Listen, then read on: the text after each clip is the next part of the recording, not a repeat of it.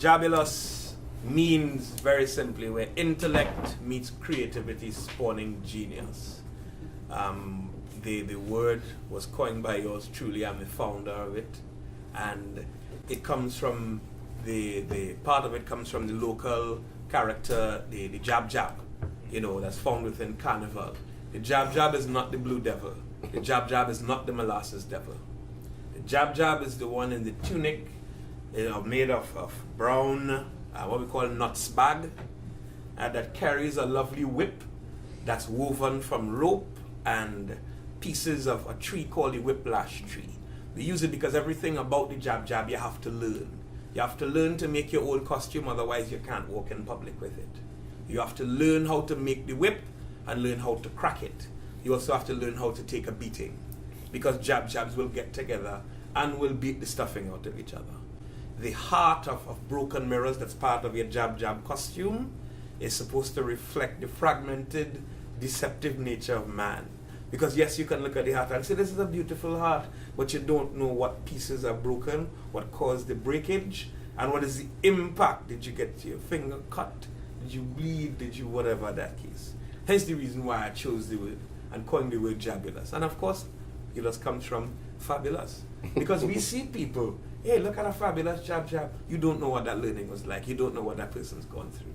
But you do see the elements and like, oh, what a show. Oh, I'm scared. Oh, I would like to learn that. I would never do that. Good? And that gives a beautiful lead into talking about youth, because that's how we reflect on youth. Youth are the beautiful part of our lives that we like to blame for everything, blame, say they know nothing, plan for without consulting, implement, act rather than with, and cater for without catering to.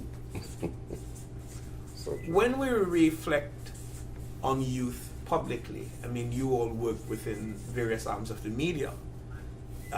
There's a saying that a lot of young people across several generations have said. It's coined from a song that says, "You're nobody until somebody kills you."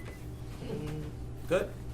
So we have young people who will never get to be my glorious 42 because they died.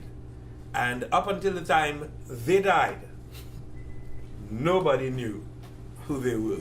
Nobody saw when they got invested as a Cub Scout. Nobody saw when they played pan for the first time on a national stage at 11. Nobody saw them in that junior Calypso Carnival competition because somebody else got shot on that day. Nobody saw when they came out in the square in numbers of 50 because some parliamentarian was saying some other page of utter drivel. So unless something negative happens to youth, there really isn't much reference to young people within media, which leads to a very interesting phenomenon. There are entire neighborhoods that now look at the news to see only who they hurt, who they killed, or if one of them got killed. That's the only reason. And the phrase goes, yeah boy, who gets sent home today? Yeah, I sent that one home. And that's an actual thing. That's an actual phenomenon. Good? Another part of this goes into understanding that unless you are a youth that conforms to a particular set of societal expectations, you are really not important. If you don't come from good socioeconomic backgrounds, then you're not important. Because we report on youth who are well-resourced, who are, no offense to Rotary, but young Rotarians doing X, who are well-churched and in the church okay. If they don't fall into those things and they do something good and positive, how much positive media coverage are they likely to get? Somebody, anybody. How many invitations have been handed out to say, listen, we have a graduation of 19 young people at the Lavantil Sports Complex. Now, for those of us who are not Trinidad and Tobago citizens, Laventille is classed usually as a no-go zone.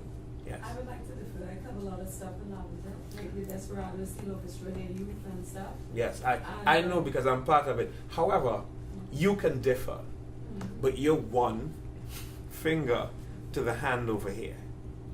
Yes? There isn't parity. There isn't an equal acceptance as opposed to say, oh, hey, what? Minister's press conference. Hey, Hyatt. Yeah. Good food. Good food. Good. And that's the reality. Right? One of our challenges as well is understanding that legal frameworks in many countries do not cater for youth in any realistic way. If you've got both parents, okay. If you've got at least one parent, okay. If your parents are gone and nobody decided to have a legal guardian agreement for any of your grandparents or auntie that takes care of you, you can literally grow up and not exist. Because documentations to get into schools require the signature of a legal guardian of some sort. To sit exams, you need the signature of a legal guardian. So if you get into that scenario, which really wasn't your fault, it's just a lack of planning on the part of the people who gave birth to you and the state that is supposed to be taking care of you. This is more so for young people who get into institutions.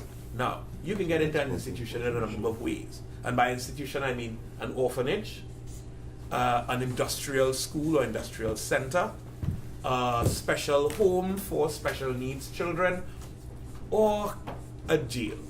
And in some measure, 3 out of the 4 I've just mentioned are basically jails. Good. In TNT, for young males, you can easily get into one of those centers. Give trouble, and by give trouble I mean answer back in a rude or disrespectful manner, break some article of public property, or decide to hang out with the wrong crowd, and you stand up when everybody run because nobody gave you the heads up that we're going to do this. When you get into the hands of the law doesn't have a trained set of police officers that says this is a youth offender. So we are going to operate in a manner that doesn't treat you like a prisoner. No, you are immediately a prisoner. You're treated like a prisoner. You're put on the bench, you're spoken to roughly, you are shoved, you will probably be beaten, depending on the officer on the day, and you will be put in a cell. We went on a visit, the same Youth Desperados, my children are members of it, and we went on a visit to YTC. And we said, well, this is the Youth Training Center, which is run by the Ministry of the Ministry of Justice, and is taken care of by the TNT Prison Service. And the first thing they said, well, this is not a jail. So my son, 13, and my daughter, 10, asked the following 3 questions. So what are the rooms called? Oh, the rooms are called cells. All right. So he looks at his sister, she is. So you know, when you go, and she said, I notice you call the meals rations. Yes. Why you call them rations? Or diet. You call them diets. Why you call them diets? Well, that's a term that we use to reference a packaged meal within the prison system. Look at each other. Right. So they get to go home at the end of the day and their parents are coming. No, we have restrictive visiting. They can probably see those people maybe twice a month. And if they misbehave, we will take away that privilege. Both of them look at each other and we're like, but this is a prison too. Good? So they're in prison. And you can get there very simply. There is one thing in Trinidad and Tobago that cannot be reversed in law. It's called an order of commission. You can pay $3.50 stamp duty and get a law of commission against your child, stating that they are out of control and you'd like to make them a ward of the state. For $3, $3 or $3.50, whatever the stamp duty costs. So it's easy to do. Exceptionally easy to do. So if your child just acts up one day and you're gonna... You, young lady, are out of control. I'm gonna order Right. commission 'cause it's... Order of commission. Once an order of commission is made, it is irreversible. But do the parents know this? The parents probably don't know, or in that moment, don't Don't care. care. All you know is this child, I can't take the child. So this young person goes in and goes into any one of those junior jail settings. They're not well resourced. They're not full of professionals like Luke, who say, hey, you know, I feel passionate about this. Let me go study it and see how I can understand the science of it. No, you might have one of those people on staff and 23 other people who basically just, you're looking for a walk. Good? Working purposes. Excuse me, Yes. Any age group? Any age? Yes. As long as you are under the age of 18, you could be, all right, I'm going to be realistic. You could be 9 and get an order of commission. So there are young people who have spent their entire lives in those settings. Now, in those settings, you learn a couple of things. One, contrary to popular opinion, youth is not a homogeneous group of clones that all do, think, live, and believe the same same way. thing. Sorry, Yeah. at age 18, does it cease to exist? At age 18, it ceases to exist and you are ejected from the system. Please note, you are not sent home to parents. You are not sent home to family. There is no search as to whether you have next of kin. You are simply ejected from the system because the phrase is you have aged out.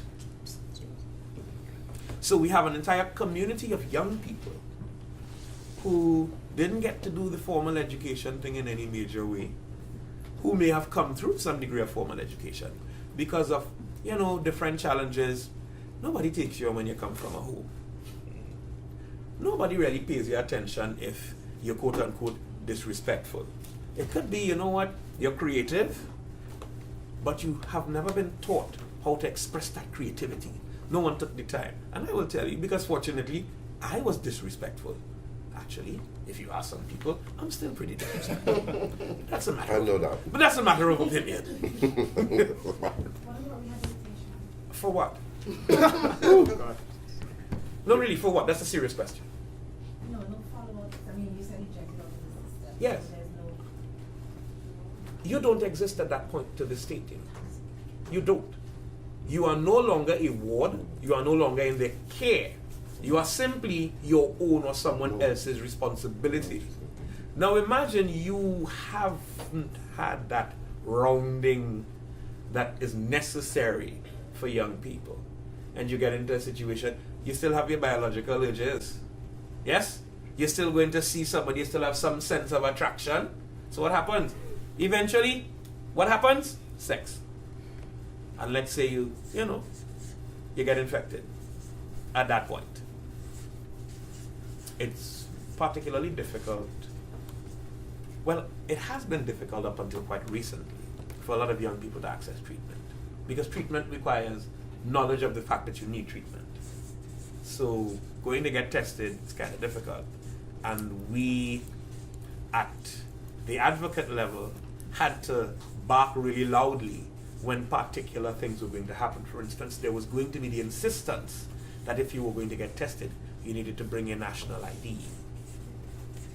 If a young person doesn't have an address, actually, if anybody doesn't have an address in Trinidad and Tobago, you can't get an ID. And if you don't have one, it immediately excludes you from participating in certain areas of the society and certain levels of this society.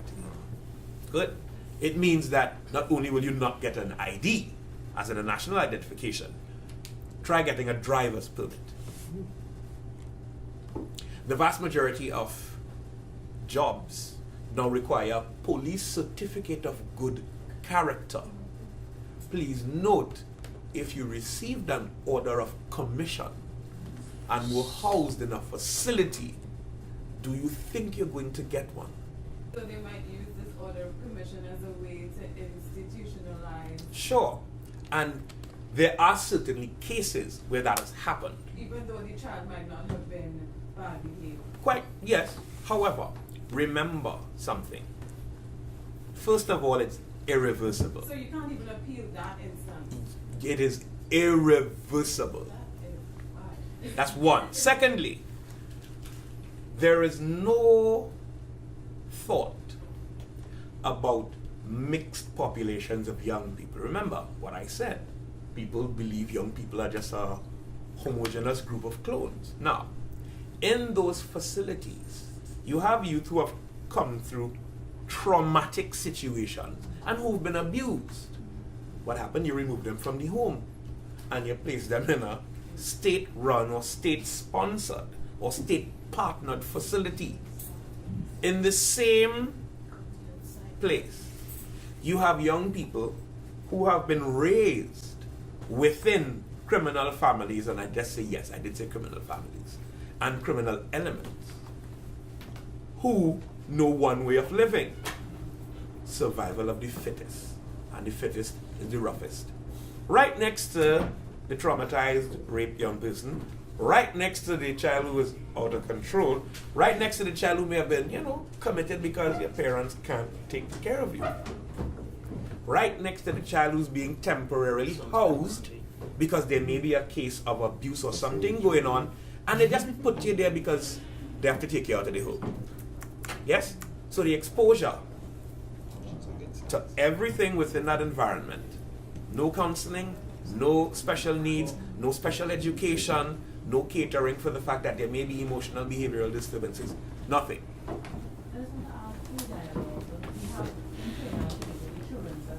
Yes.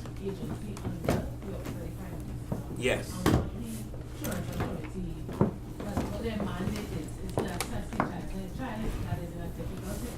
Yes. Yes. What they do, they will take the child, once that report is made, put them in a place of safety, and then assess the child, because there are assessment centers. So I just want to add that element. So it's not that in a state, the child telling them in a home. There is assessment. The Children's Authority got its teeth when? Sorry? When did it get its teeth? Right. That's a year and a little bit away from now. One. Two, the assessors and the assessing facilities, they assess new facilities to determine if these new facilities are equal. You have one assessor to more than 30 facilities. That's an immediate challenge. So I know that they will try to do their best. However, there's a bit of a backlog. The second thing is the Children's Authority has no ability to intervene in cases that have been engaged prior to it receiving its teeth from cabinet. There were a group of children born HIV positive. So any reference to HIV and SRH and comprehensive sexuality education needs to always include the fact that there are people who really didn't have any input in how they became HIV positive. So education to young people on, prevention is only about preventing HIV. No. We have to be realistic and understanding that it's preventing HIV and it's preventing AIDS. And that conversation around telling every young person that, you have to prevent HIV, because it'll ruin your life. Newsflash.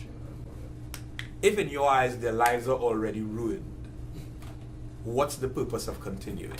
Further, there were medical complications, because at no point until perhaps the last 6 or 7 years was there ever the thought that you needed a dosage for an antiretroviral medication that wasn't an adult dosage.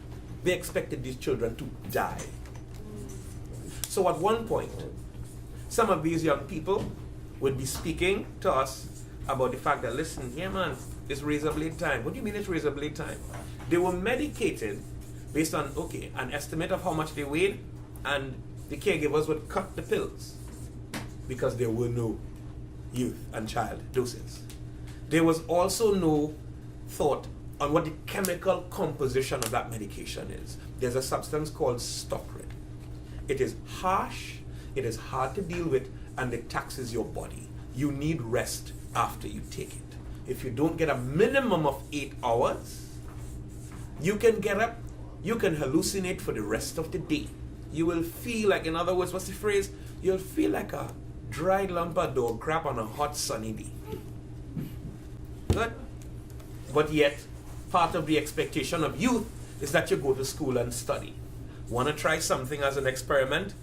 Take stockrine and try to stay up and study for an exam. What were we doing to these youth?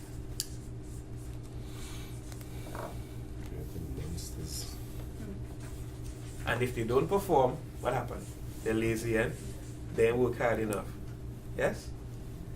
And if any of these youth pass away or get into unfortunate circumstances, my challenge with the media is that no great effort en masse is attempted to tell the real story. You get the story, you get the splash. If it bleeds, it leads. And that particular approach is hazardous to the well-being of our young people who are already faced with challenges that are steep uphill climbs like this.